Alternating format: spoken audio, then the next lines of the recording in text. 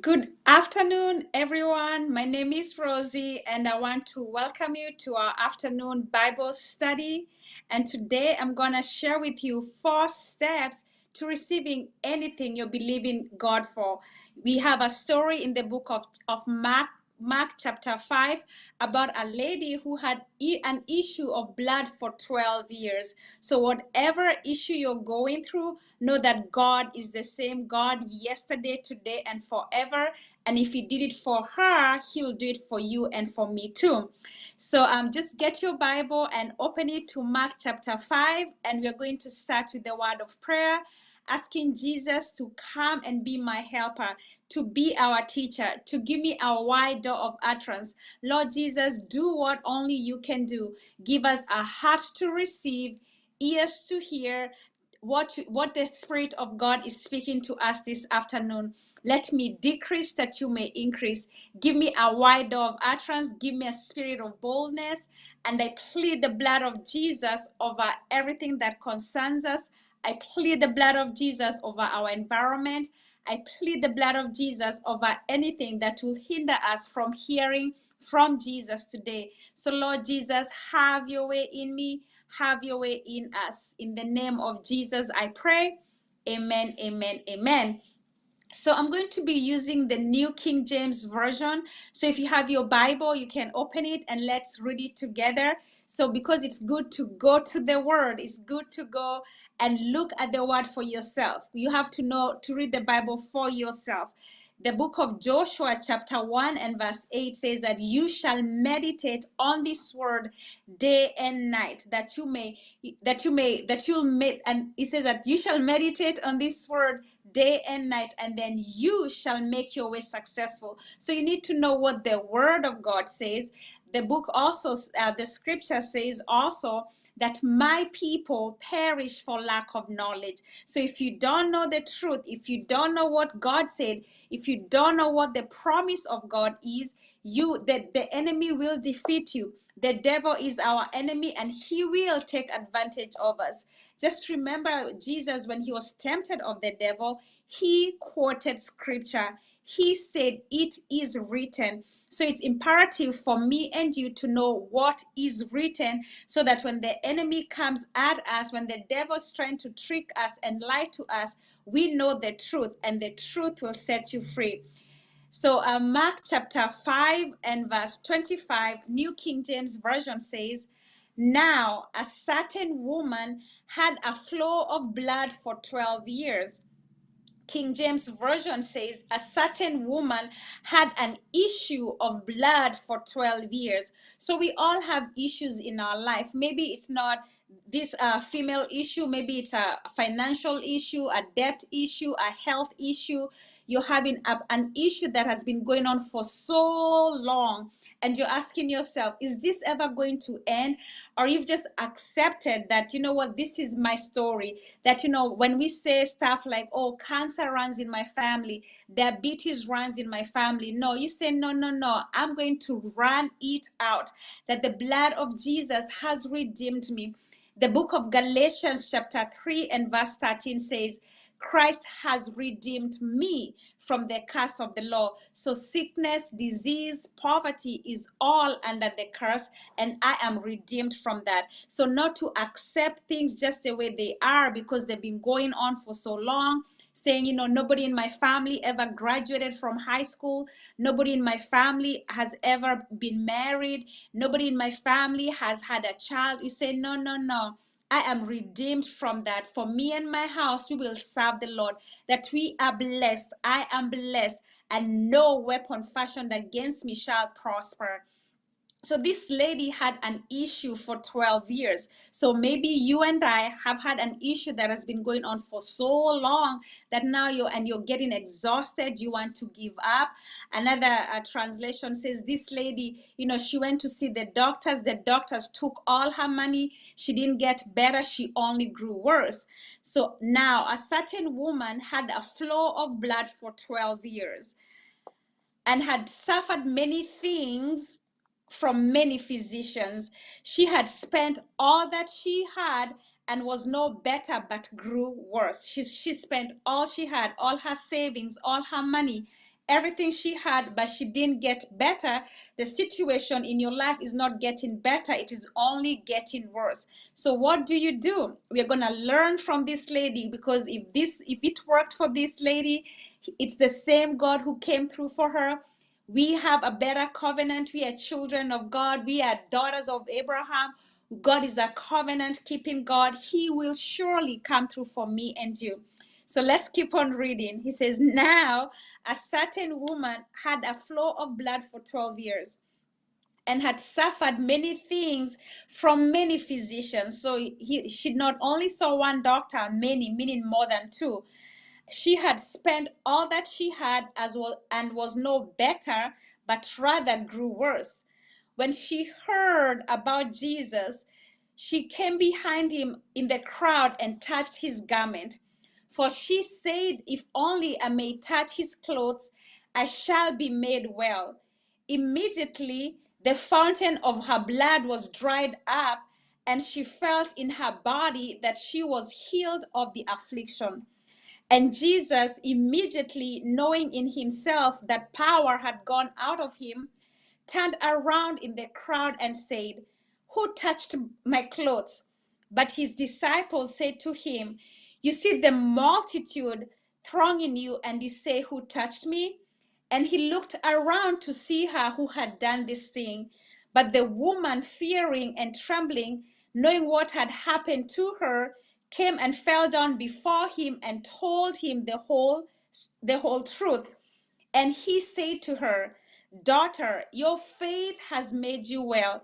Go in peace and be healed of your affliction.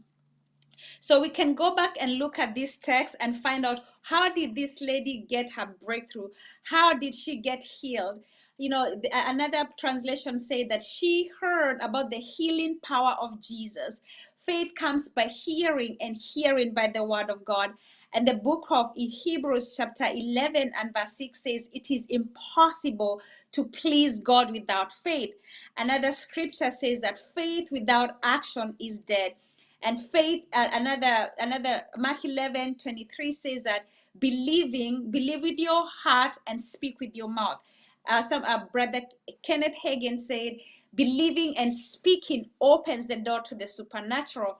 And the devil doesn't care what you believe as long as you remain silent. So we have to say what we believe. Once you hear a faith message being preached, you go to church Sunday after Sunday after Sunday, you read your Bible, you hear faith building messages, but what do you do after you've heard a message? You know, faith comes, you know, you've heard a message about healing. You've heard that Jesus is our healer. You've heard that Jesus is our provider, our protector. Then what do you do with that information? Because knowledge that you don't act upon is only useless. You have to put your faith into action.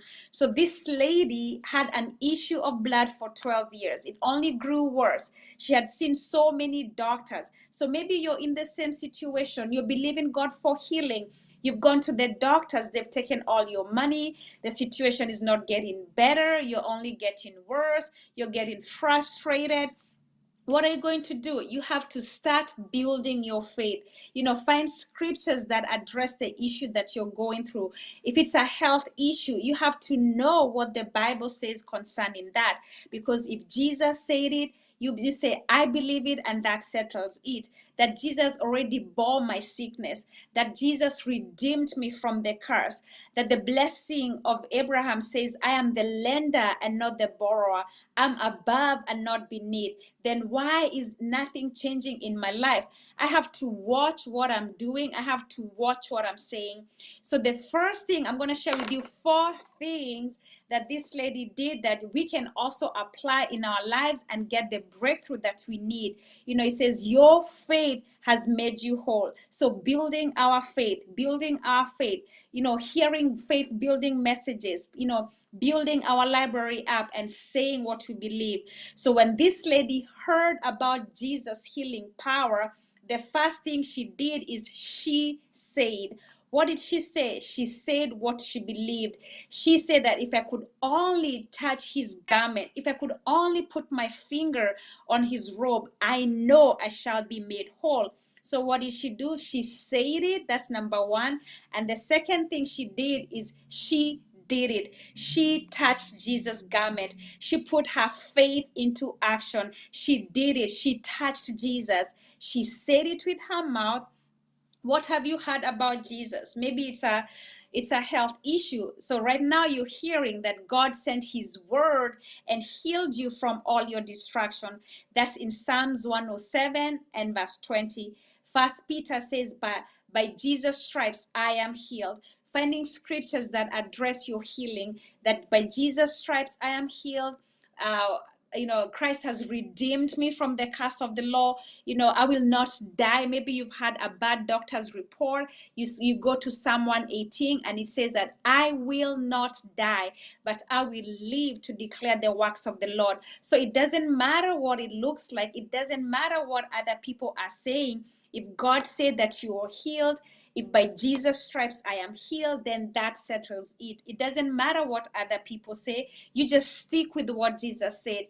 If it's a financial situation, what did Jesus say in the book of Philippians? That he shall supply all our needs according to his riches in glory in Christ Jesus.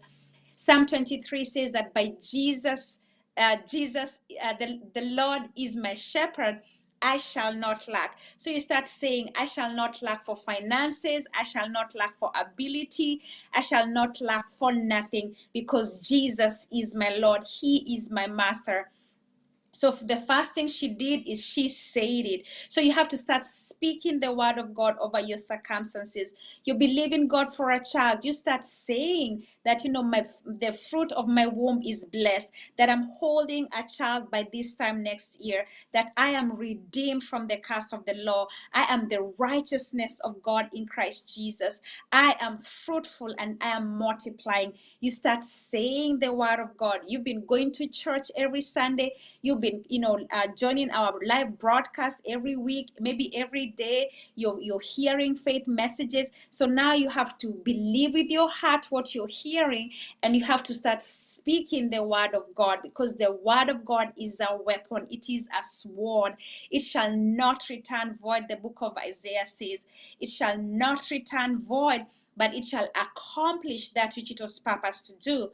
And the second thing she did is she touched the hem of his garment. She put her faith into action.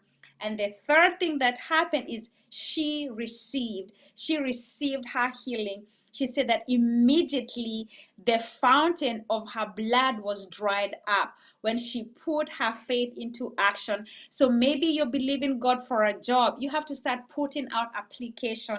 You say, God, I thank you, Jesus, that I have favor with men, that you're opening doors for me that no man can shut, that you're giving me wisdom to start a business, that we are business owners. You're giving me divine ideas to increase in every area of my life. And you start to put in action. So if if you're looking for a job, go out and fill out an application. Go out and find out who's hiring. You believe in God for a child. Ask yourself, how would you act if you're already pregnant? You'd go buy clothes, for a child. You'll buy diapers. That's a sign of faith that you are expecting. I am expecting a child, so I'm going to go and buy a box of diapers. That's activating my faith, knowing, what, I'm going to have a child. How would you act if you already had that which you're believing God for? He says that she said it, that if I only touch the hem of the garment, I know I'll be healed. The second thing is she did what she said. And the third thing that happened is that she received her healing. Faith is now faith is the evidence. Hebrews 11 says, now faith is the evidence of things we do not see with our natural eyes. I believe it in my heart. I don't have to necessarily see the manifestation of it, but I believe in my heart that God's word will not return void, but it shall accomplish that which it was purposed to do. So maybe you're believing God for a breakthrough in your relationships, and God is asking you to forgive. You just forgive. Forgive those who have wronged you. Do good to those who persecute you. What are you doing? You're acting in faith, knowing that you know what, you're walking in obedience of God, and God will restore the relationship. You believe in God for a financial breakthrough. The Bible says, give, and it shall be given back to you. Good measure, pressed down, shaken together, and running over will men give unto your bosom. What does the Bible say? To do unto others as you like them do unto you. So being mindful of how we are living our lives, because you know, at the end of the day, you could be the only Jesus that some people ever see. So being, you know, people of good character, walking in love, loving one another. Jesus said, if you walk in love, if you love your brothers and sisters, then you are my true disciples. So the last thing that this lady did is that she told. I believe God is going to do something miraculous in your life, is doing something miraculous right now. And when you see the manifestation of what Jesus, or what you're believing God for, you believe in God for healing, you believe in God for a financial breakthrough, you believe in God for protection, you believe in God for a blessing, a supernatural interference. When that does happen in your life, you need to tell others. You need to tell other people, you know, share the gospel. What is the gospel? It's simply one beggar telling another beggar where the bread is. So don't keep the good news to yourself. God has healed me. I'm going to tell someone, hey, Jesus healed me. And if he healed me, he will heal you too. You know, verse 34, verse 33 says, but the woman, fearing and trembling, knowing what had happened to her, came and fell down before him and told him the whole truth. You know, there's some people who are hopeless. They want to give up. They are sick. They are worried. And you have the answer. Jesus is the answer. You tell them about Jesus, like, hey, I was depressed, I was hopeless, but Jesus came to I allowed Jesus in my life. Jesus came into my life and did something amazing. I was broke, I didn't have food, and guess what? Jesus sent someone. You know, because Psalm 24 says the earth is the Lord and the fullness thereof. So every good thing that we receive, it's the goodness of God. It is the goodness of God. It is the favor of God in manifestation.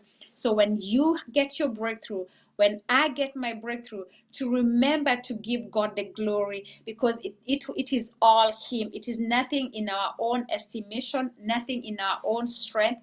The goodness of God being manifested in our lives. So whatever you believe in God for, don't give up, don't give in. Look unto Jesus, who is the Alpha and the Omega, the author and the finisher of our faith. It is not over until God says it's over. He is watching over you. We just have to walk by faith and not by sight. Not to be moved by what we see, but only to be moved by what we believe. And we have to believe the word of God. Remember the scripture that says, my people perish for lack of knowledge. So I have to know, it is my responsibility, your responsibility as children of God, to know what God has said. In the Bible, there are over 7,000 promises in the Bible that belongs to us as children of God. So, and the Bible says that all the promises of God in Christ Jesus are yes and amen. So whatever God has promised in his word, you take it. You take it. It has nothing to do with how I feel. It has everything to do with faith. Faith, faith, faith.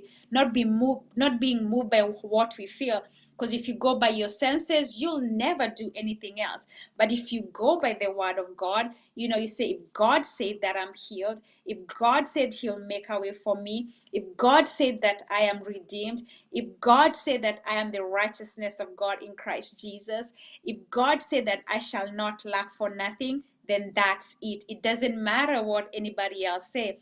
But we have to stick with it. We have to feed on the word of God, you know, meditate on the word of God as much as we eat 3 square meals a day. How much more, the Bible says that man shall not live by bread alone, but by every word that proceeds out of the mouth of God.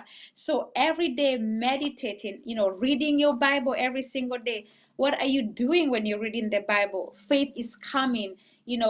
Healing is coming, prosperity is coming. You're feeding your spirit, man. You're growing strong in faith, so that whenever you're faced with a situation, you're not caught by surprise. You already know the answer, like, hey, I'm not going to be moved by this. I'm not going to worry about what's going on.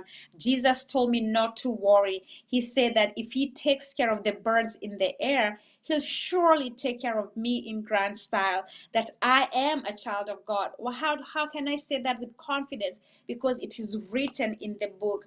So when I find myself worrying, getting anxious, I have to say, no, no, no, that is not my portion. I have to stick with the word of God. The word of God says, do not worry about anything. Pray about everything. Give thanks to God. Praise God. Because even when you don't see it, God is working. It says that all things work together for the good to those who love God. So if you love God, you're serving God, you're walking in obedience, then you don't have to worry about anything. And the other thing, I can encourage you to do is to cast down imaginations and every high thing that exalts itself against the knowledge of God. Because when you watch the news, you read the newspaper, you look at the world, you can get discouraged, like, oh, we are all going to die.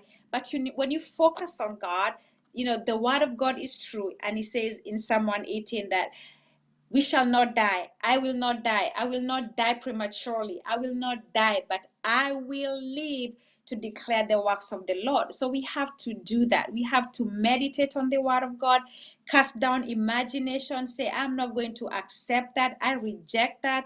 Maybe it's a bad doctor's report. You say, you know what, whose report are you going to believe? You have to believe the report of the Lord.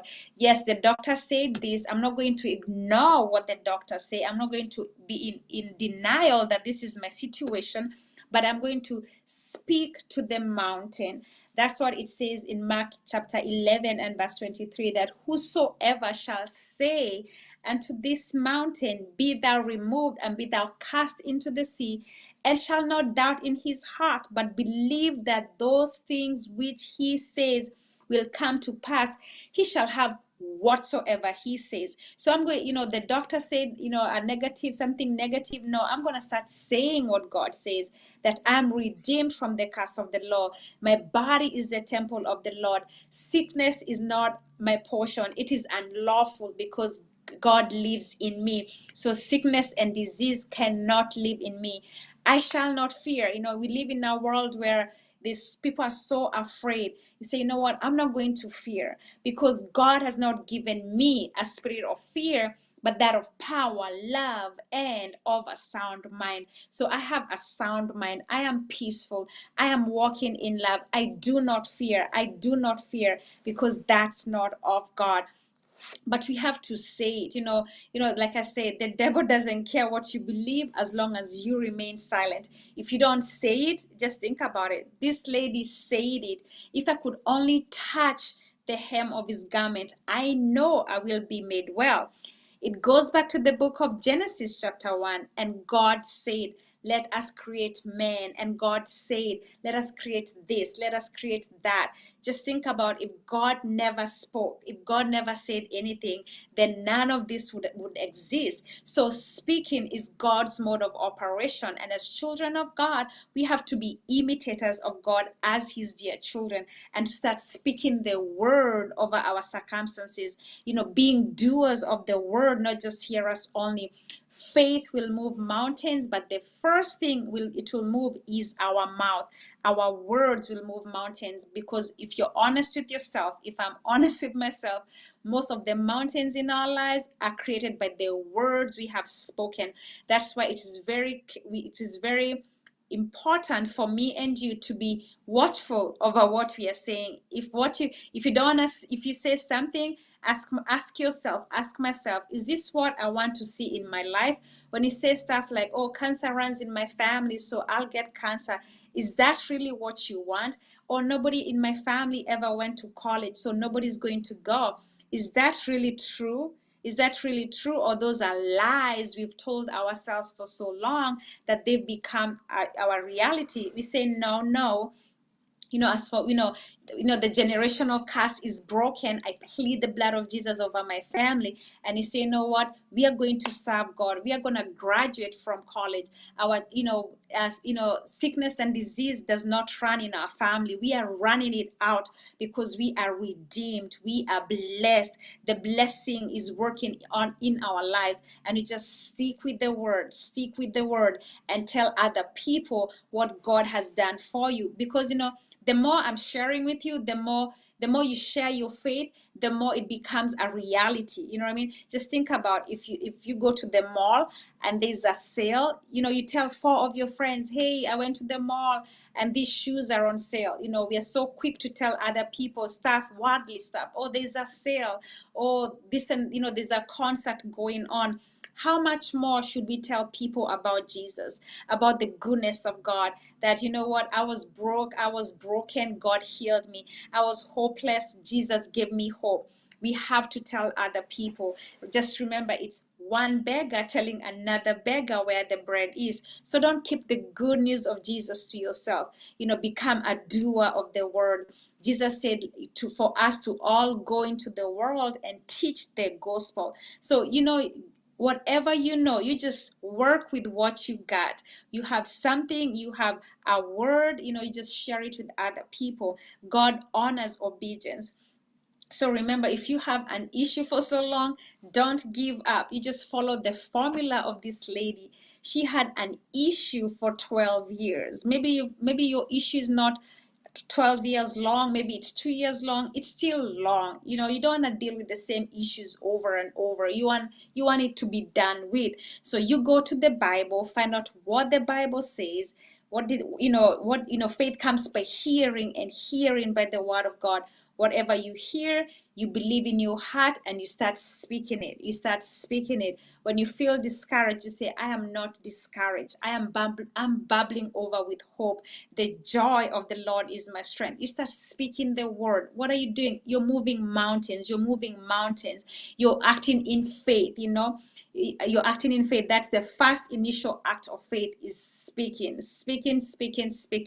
Because believing and speaking opens the door to the supernatural. And guess what's going to happen?